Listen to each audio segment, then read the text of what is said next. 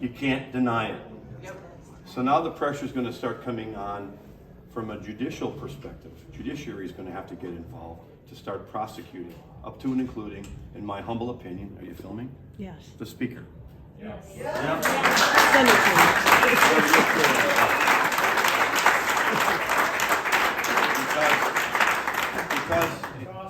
Because he is the origin of obstruction in this entire thing.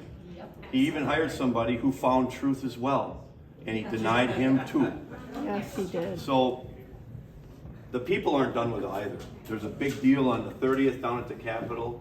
These types of groups, you can tell by your applause, you guys have passion about this. You want something done, you want closure. Keep the pressure up, keep letting your legislators know that they have a dutiful obligation to say, let's have an extraordinary session.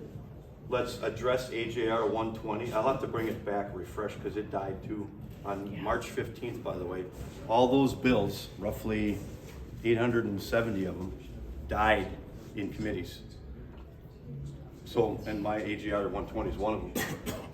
But I can bring it back refreshed. I can bring it back amended to make it new again, and we can take it up. There's legal actions being looked at across the country. Wisconsin is still the forefront of doing the right thing for the people. I believe when maybe it's the naming convention. So decertification bothers some people. They think it's unconstitutional. Yeah. Well, why don't we talk about decertifying the vote of the elector then? There's other ways to get the action to get the right result without using the word decertify. Let's go after the elector vote, perhaps, or reclaim. The 10. One of those things has to happen. Are we looking at fixing it so it doesn't happen? Well, right now, great question. Right now, nothing's changed from November of 2020. Right. We had problems on April 5th with some communities in the state with elections. There was nefarious acts and fraud because of the learned behavior. I'm telling you, that's got to be it, right? So the problematic elements and learned behavior are still in place. They'll be in place in November, which is why I need to audit my election. Yes. On August 9th. For sure. Regardless of the outcome, and with your help, and I say this sincerely, with your help, I'll win it. But I'm still going to audit that election because I want to make sure it was done right. And then when I win again in November on the 8th and retire Tony Evers,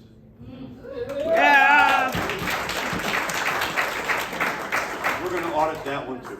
We got to make sure that happens. It will happen. And how do we do that? Because, man, until we fix it, it's broken, Yep. right? Until we fix it, we're in trouble. It's going to take an individual like myself to do it with private sources and resources. I'll volunteer. Yeah.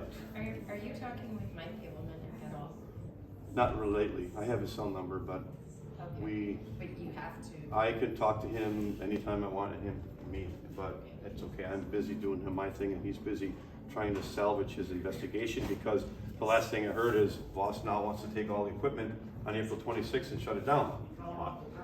Yeah, why? Because he's getting too close to the truth too. So this is where the people can come in. You got to demand that not happen. He hired the guy for a reason.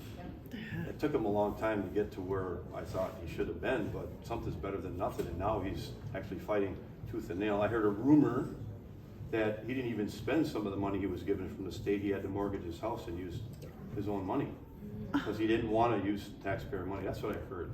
Now, if Mike did that, he just took a big jump in that. So if he just spent his own money to do this, that's fine. Yes, you have it. I have a question. Yes. I understand that in Christian County, we do not